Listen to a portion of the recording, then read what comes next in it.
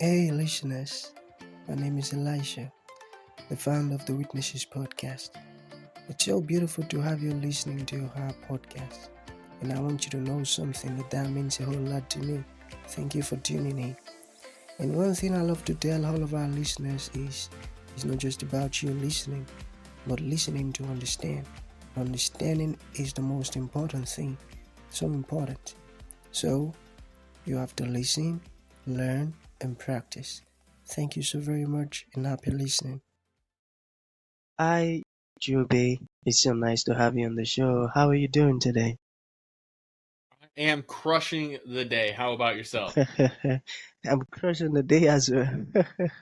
All right, so, oftentimes I love to talk about the essence of this show, which is to invite amazing guests like Drewbie to come talk to us about their triumphant stories. Because we believe that in our audience, there might be someone who is stuck up in a situation that Drewbie came out of triumphantly. So by that person listening to you speak, he or she might actually pick an information from you that will lead to their transformation. So that is basically the essence of the show. Alright, Ruby, within the next few minutes, let us get started with your story, the challenges that you faced, and how you overcame them. Then afterwards, I've got some beautiful questions for you. Okay, Ruby, over to you. Awesome. Well, one of the things that I'm most proud of as far as being triumphant in my life is at one point I had ballooned up to over 300 pounds. I'm about 6'1", so I was definitely overweight, unhealthy. And the problem was that it was a combination of a lot of things, including being unfulfilled in my life and in my job. And so all of these things kind of came together, and I just wasn't living out the version of myself that I thought I should be. And I wasn't experiencing the kind of fulfillment out of life that I wanted. And it took me down a path of personal development, understanding that in order to make a change for myself, I had to make changes on myself. And that was one of the things that I really took to heart. And it started with, telling my wife, hey, I noticed that my body is trying to wake me up. I don't have to be to work until like 8 a.m., but I'm still being called like there's something that's pushing me to wake up earlier, and I just keep hitting the snooze. So instead of snoozing, I'm going to get up, I'm going to go for a walk. And it was at that same time I started finding podcasts, shows like this that share those journeys of others and some of the triumphant stories they've gone through. And it helped me find that motivation to just keep getting up and keep going day after day. And I'm happy to say that I've actually lost over 100 pounds without fad diets, no extra, weight loss surgeries or anything like that, just good old fashioned hustle. So that's one of the triumphs that I've had, is just developing that consistency of mindset, being able to lose that weight. And what ended up happening is, as I was going through that journey, losing the weight, building more confidence in myself, it also helped me to go in and build, my better relationship. I ended up making more money in my sales career because I felt more confident. I looked better. And so when I showed up in the room, that gave more confidence, more trust, and more appeal to the clients that I was working with. And so that was one of the things that was really exciting for me. And, I went from being in high school, basically almost dropped out, graduated with a 1.6 GPA, just barely scraped by, was a drug dealer in my youth, all the way to now have built, multiple seven-figure businesses. And we've, gone on to build something for ourselves now that is going to give us a chance to travel and live the life that we want to live, because success is a perspective. What I see may be different than what you see, may be different than what the listener sees. But what's beautiful, we can all agree that so long as that version is your version and that's what you want, it's possible through hard work. Oh, I got that. Beautiful. Okay, let us dive into the questions. Alright, the very first one. What do you mean by call the damn leads? Got it? So, Call the Damn Leads, it started as a joke between myself and some marketing friends. I used to own a marketing company in one of the entrepreneurial ventures I had gotten into. And one of the biggest problems that we had as a company was, even if we could get a client plenty of leads and opportunity for them to call and to sell, they didn't want to pick up the phone and call the daggum things. And so there was always this issue of, if they weren't having success, we would pretty much just tell them, okay, have you called the damn leads? Because we know that when you pick up the phone and call people, it's a numbers game. So that's just sales in general. But we would always just joke, did you call the damn leads? And that's how we, ended up turning it into an entire e-commerce brand. It's now built on this whole lifestyle of its own where we do coaching and consulting. But call the damn leads is really just a mantra for doing the work. Okay, I get it now. Okay, the second question, it says, how do the principles of crush the day apply to your daily routine and mindset? Ooh, that's such a great question. So, as I was saying, when I was, a little overweight and unfulfilled, I didn't have a structure. I didn't have a process to my day. I was just very reactionary. These days, I live by a calendar. It's my main boss is what that calendar says from sun up to sundown. I know those are the things that need to get done to live the life I want to live. So my alarm goes off at 4 a.m. every day.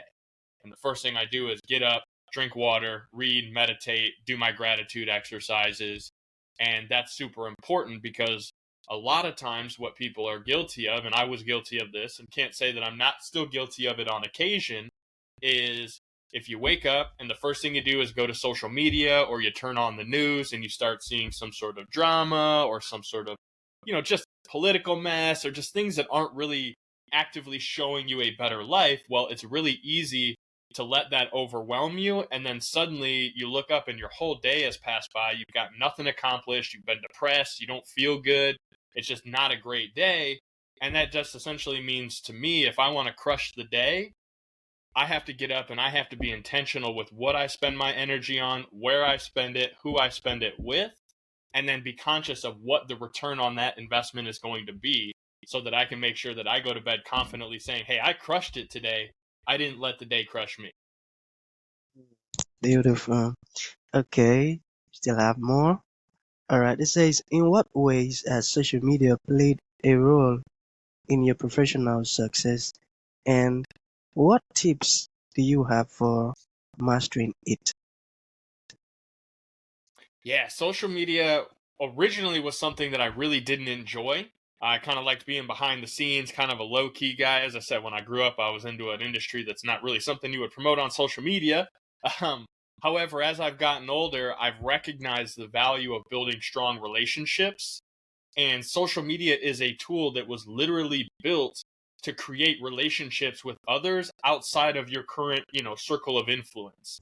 And so with social media, we've been able to go on and build multiple seven-figure businesses. I've done a little over $13 million in sales just using social media as the primary contact source and the tool for building our brand. And that's the big thing about how we've been able to use it is shifting from using it as a way to goof off and waste time to being an intentional tool that we use to build relationships. It's allowed us to create a massive impact in the world. Okay, I love how you're explaining and answering those questions. It's going to be very easy for the listeners to understand it. Good job, Drewbie. Thank you. I appreciate that. I appreciate the questions. It makes it, easy to answer. Yeah, yeah. Okay, so we still have more. So back to calling the damn leads. So how can you share a story where calling the damn leads significantly impacted a business outcome? Yeah. So kind of the story of how it originated, one of our clients was in the real estate industry. We had generated, I don't know, somewhere around 100 leads for this client in a month. So we had 100 people that raised their hand and said, yes, I'm interested in more information. Can you please follow up with us? And this specific client reached out and told me, hey, man, I don't think this is working. I kind of need my money back. And I went, well, that's weird because if I sent you 100 leads, like, did you call? Like, what happened with them? And the guy says, well, they weren't very good. I reached out to them. They didn't really respond, this, that, whatever excuse. And I thought, I don't know, that seems a little fishy. So I was like, all right, well, let me look into it. So I picked up the phone and I started calling those damn leads. And wouldn't you know it, they picked up the phone. They were interested. They wanted to go look at the house. They wanted to send a contract. Like, all it needed was someone to reach out and have a conversation. So I called the client back and said, hey, man, here's a list of 10 to 15 people that I connected with who are actively interested in this offer. You should probably call the damn leads. I'm sending a refund. Please don't ever call us again. So that's how the whole business started, was just picking up the phone and calling the damn leads. Okay, so back to social media. How do you use social media to effectively communicate and engage with your audience? So when I think about social media, as I mentioned before, it's very much about being intentional with using it as a tool. And I know for me, I primarily work with entrepreneurs, small business owners, sales professionals. And so I understand that they have certain hobbies, interests, and desires. And if I'm actively aware of those things, then I can use social media to create content that is going to speak directly to their active interests, hobbies, and desires in a way that helps promote me and my brand from an authentic standpoint. Because I don't need to do business with everybody on social media. There's 2 billion users or something on Facebook alone. So I don't need everybody as a client, but I can be very particular about creating content that I know attracts the ideal client that I want to be working with, meaning someone that has a business, who has money to invest in themselves and has an active desire to want to grow and to get better so they can make more money and go have more fun doing the things that they want to do in their life. If I'm very intentional with it and I create content that specifically resonates with that audience so that they'll keep tuning back into my channel because they know, like, and trust me and what I'm putting out there, then that's creating more opportunity for me to be able to say, hey, if this is a problem you're facing or a thing that you need, I have that.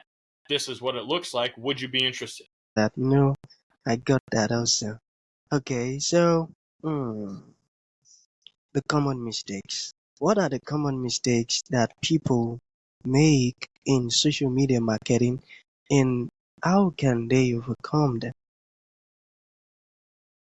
So, the biggest mistake that I see in social media marketing, I'm going to give you a 2-part answer here. One is people aren't using it at all. So if you're not using social media, you're literally missing out on a goldmine of opportunity because, again, there's 2 billion users online at any given point. You don't need 2 billion clients. For most business owners, if I walked in and handed you 100 clients with their credit card ready to go, your business would crumble anyways. You're not in a position to take on 100 new clients in a day or in a month even. So the fact that you're not using it is really sad.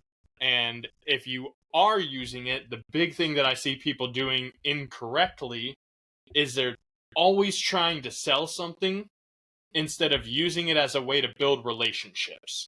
You know, you see those people that are kind of like, you joke about the MLM and it's like, oh, join our thing, download this thing. Like they're real spammy, just kind of tons of emojis and just, you can tell at this point when it's kind of spammy versus someone who's just sharing a genuine story, posting a picture of themselves, talking about them, their hobbies, their interests, but doing it in a way that makes you feel like they're communicating directly with you.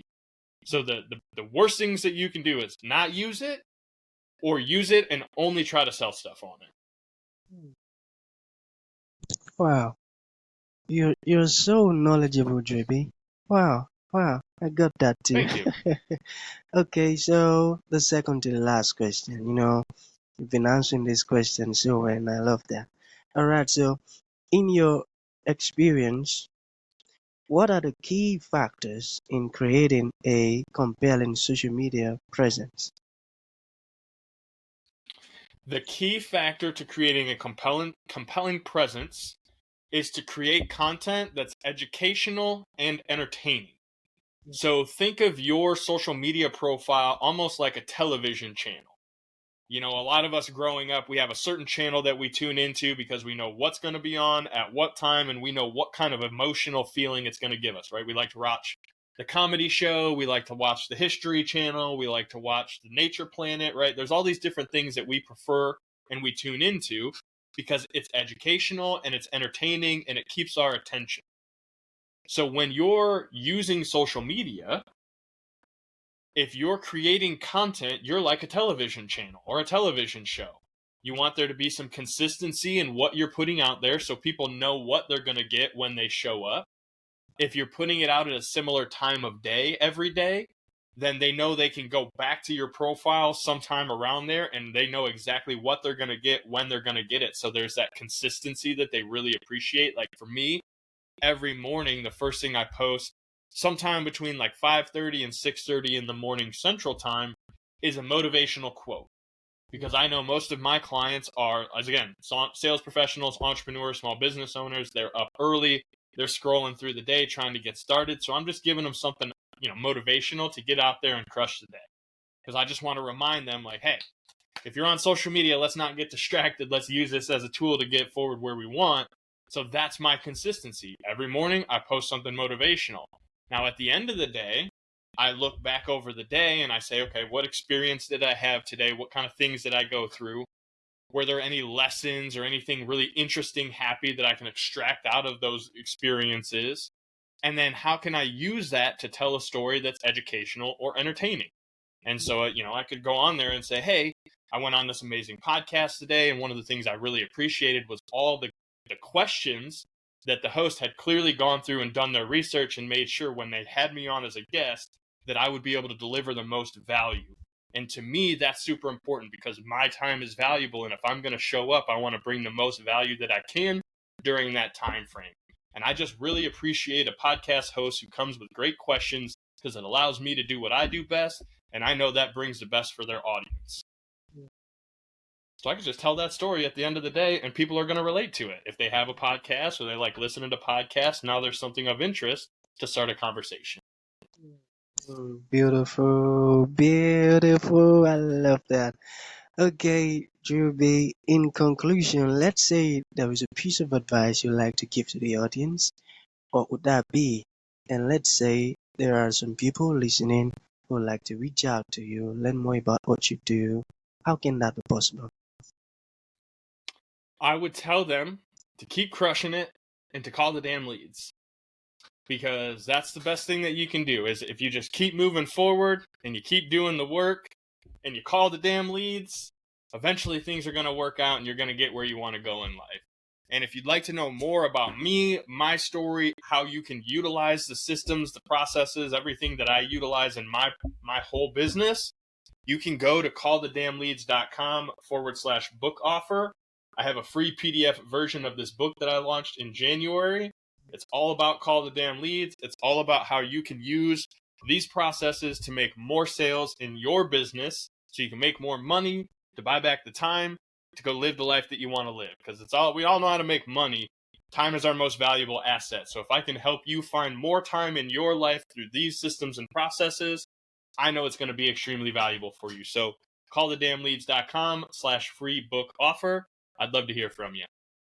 Beautiful. So that's going to be the end of the show. Thank you for your time, Drewbie, and thank you for honoring the invite. It means a whole lot. Thank you.